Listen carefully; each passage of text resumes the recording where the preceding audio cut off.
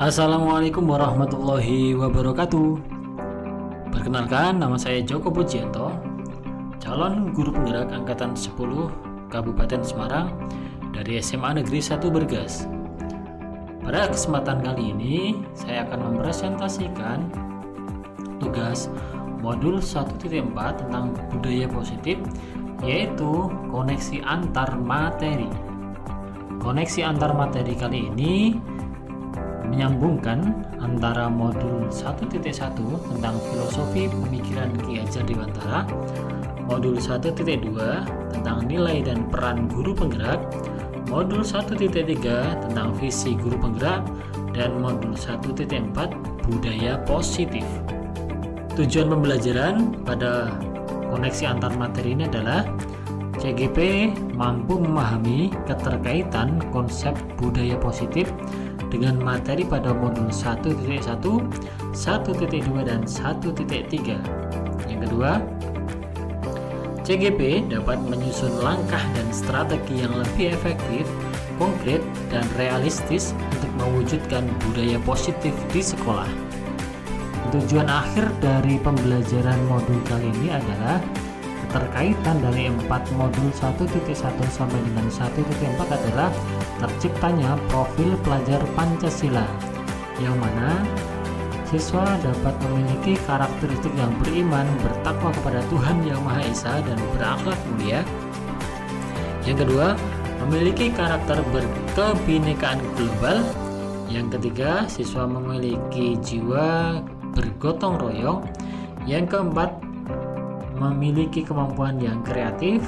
Yang kelima, bernalar kritis. Dan yang keenam, mandiri. Pada modul 1.1 tentang filosofi pendidikan Ki Hajar Dewantara, antara lain yang pertama, pendidikan adalah menuntun segala kekuatan kodrat yang ada pada anak, baik itu kodrat alam dan kodrat zaman, yang mana tujuannya agar mereka mencapai keselamatan dan kebahagiaan setinggi-tingginya. Pemahaman yang kedua tentang filosofi pemikiran Ki Hajar Dewantara, yaitu pendidikan yang menghamba kepada murid, yang mana pendidikan haruslah berpihak pada murid sesuai dengan minat, bakat, dan kemampuan anak. Dan yang ketiga, filosofi pendidikan Ki Hajar Dewantara, guru ibarat petani dan sekolah ibarat lahan atau tanah, dan murid ibarat benih, yang mana petani hanya bisa menuntun tumbuh kembangnya benih tersebut dengan merawatnya. Akan tetapi petani tidak bisa merubah benih-benih atau siswa-siswa tersebut menjadi benih yang lain. Seperti halnya benih padi akan tumbuh menjadi pohon padi, benih pohon mangga akan tumbuh dan berbuah menjadi pohon mangga. Seorang guru tidak dapat merubah sebuah tanaman padi berubah menjadi tanaman pohon mangga, karena setiap siswa sudah terlahir dengan kodrat alam dan kodrat zamannya masing-masing. Modul yang kedua yaitu tentang nilai dan peran guru penggerak. Dari pernyataan Ki Hajar Dewantara tersebut, maka seorang guru harus mempunyai nilai dan menjalankan perannya agar mampu menuntun tumbuh kembangnya murid melalui pengajaran yang berpusat kepada murid. Adapun nilai guru penggerak antara lain mandiri, reflektif, inovatif, kolaboratif, dan yang kelima, berpihak pada murid. Sedangkan peran guru penggerak, yang pertama, guru harus berperan sebagai pemimpin pelajaran. Yang kedua, dapat menjadi coach atau pelatih bagi guru lain. Yang ketiga, dapat mendorong kolaborasi. Yang keempat, mampu mewujudkan kepemimpinan murid. Yang kelima, menggerakkan komunitas praktisi. Selanjutnya, pada modul 1.3 tentang visi guru penggerak, dalam mewujudkan suatu perubahan diperlukan visi dan langkah-langkah yang tepat dalam mencapainya. Visi dapat terwujud jika terdapat kerjasama dengan semua warga sekolah. Oleh karena itu, dalam mewujudkan visi diperlukan langkah konkret menggunakan metode inquiry apresiatif dengan tahapan budget, Yang dimaksud tahapan bagja adalah: 1. Buat pertanyaan. Yang kedua, ambil pelajaran. Yang ketiga, gali mimpi. Yang keempat, jabarkan rencana. Dan yang kelima, atur eksekusi. Yang terakhir pada pembelajaran modul 1.4 adalah budaya positif. Berdasarkan penerapan tahapan bagja tersebut, akan muncul pembiasaan-pembiasaan positif di sekolah yang kita kenal dengan budaya positif. Budaya positif ini akan menimbulkan rasa aman dan nyaman pada murid dalam proses pembelajaran. Karena budaya positif juga dapat mendorong murid untuk mampu berpikir, bertindak, dan mencipta sebagai proses memerdekakan dirinya sehingga murid lebih mandiri dan bertanggung jawab. Refleksi pertanyaan atau pemahaman atas keseluruhan materi modul budaya positif. Yang pertama, sejauh mana pemahaman Anda tentang konsep-konsep inti yang telah Anda pelajari di modul ini, yaitu disiplin positif, teori kontrol, teori motivasi, hukuman dan penghargaan, posisi kontrol guru, kebutuhan dasar manusia, keyakinan kelas, dan segitiga restitusi. Pemahaman yang pertama tentang disiplin positif. Disiplin positif merupakan pendekatan dengan cara mendidik anak untuk melakukan kontrol diri dan pembentukan kepercayaan diri. Yang kedua, nilai kebijakan dan keyakinan kelas.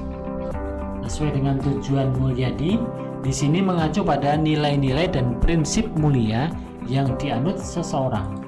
Adapun yang ketiga, posisi kontrol. Dalam hal ini, ada 5 posisi kontrol yang dapat kita miliki. Yang pertama, pemberi hukuman. Yang kedua, pembuat rasa bersalah.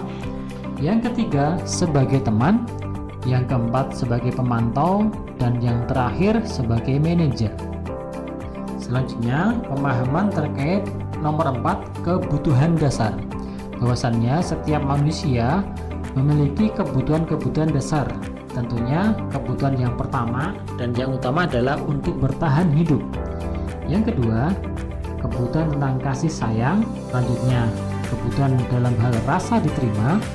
Berikutnya, kebutuhan dasar berupa penguasaan.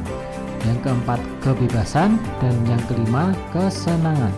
Dan materi yang kelima yaitu segitiga restitusi.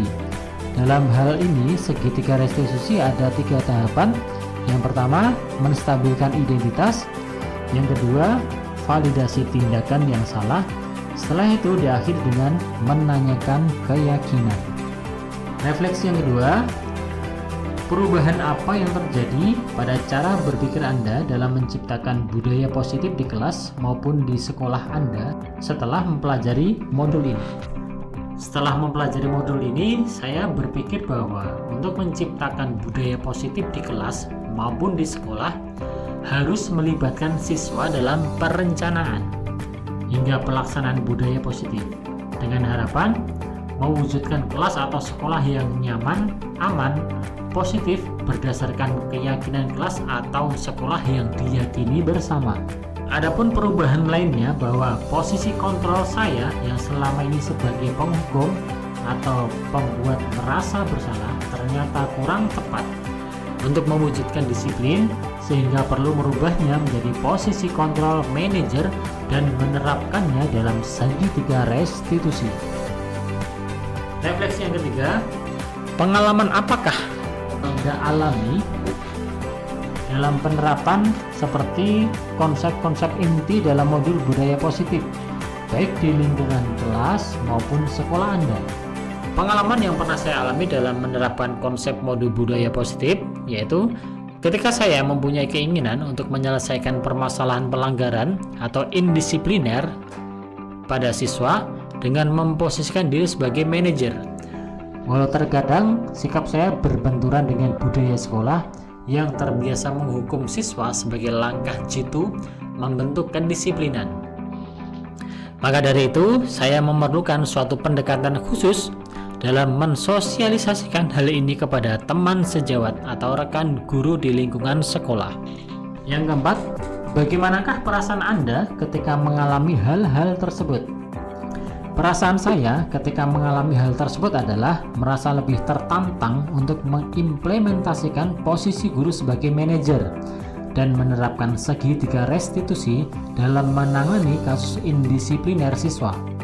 Karena dengan menempatkan diri sebagai manajer, guru akan memberikan kesempatan kepada murid untuk mempertanggungjawabkan perilaku dan mendukung murid menemukan solusi atas permasalahannya.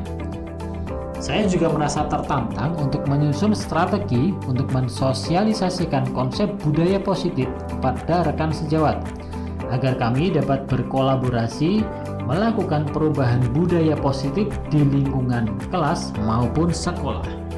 Selanjutnya, menurut Anda, terkait pengalaman dalam penerapan konsep-konsep tersebut, hal apa sajakah yang sudah baik, adakah yang perlu diperbaiki? Menurut saya, hal baik yang sudah ada di lingkungan kelas dan sekolah adalah disiplin positif, nilai-nilai kebajikan, serta keyakinan kelas yang dibangun bersama dengan berpihak kepada murid. Adapun yang perlu diperbaiki adalah posisi kontrol. Seorang guru yang selama ini cenderung sebagai penghukum dan membuat merasa bersalah menuju posisi kontrol seorang manajer. Refleksi berikutnya, sebelum mempelajari modul ini, ketika berinteraksi dengan murid berdasarkan 5 posisi kontrol, posisi manakah yang paling sering Anda pakai dan bagaimana perasaan Anda saat itu? Lalu setelah mempelajari modul ini, posisi apa yang Anda pakai dan bagaimana perasaan Anda sekarang? Apa perbedaannya? Jadi sebelumnya saya sering menggunakan posisi kontrol sebagai penghukum dan pemantau. Saat itu perasaan saya adalah merasa benar. Guru selalu benar dengan tindakan yang saya berikan kepada murid. Walaupun kadang hasil yang saya harapkan kurang signifikan.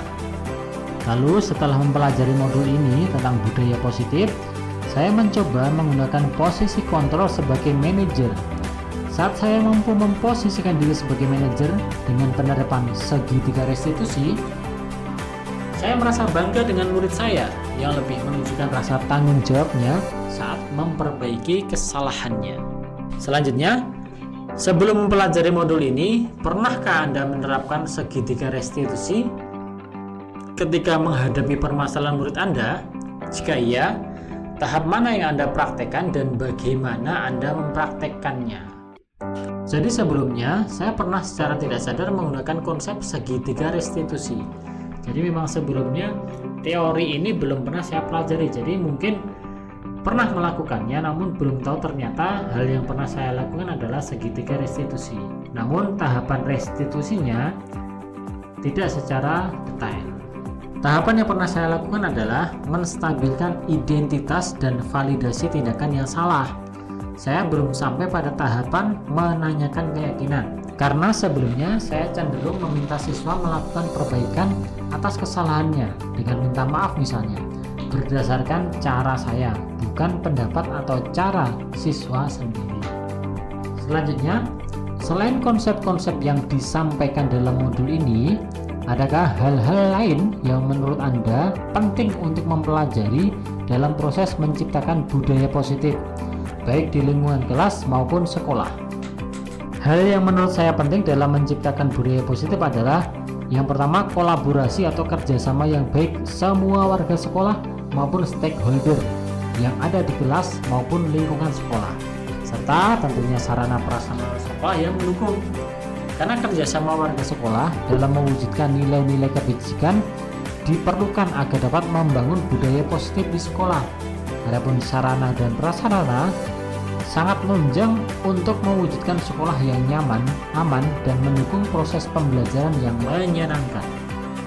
Demikian presentasi dari saya tentang koneksi antar materi modul 1.1, modul 1.2, modul 1.3, dan modul 1.4. Semoga sehat selalu, sukses selalu, dan salam guru penggerak, tergerak, bergerak, menggerakkan. Wassalamualaikum warahmatullahi wabarakatuh.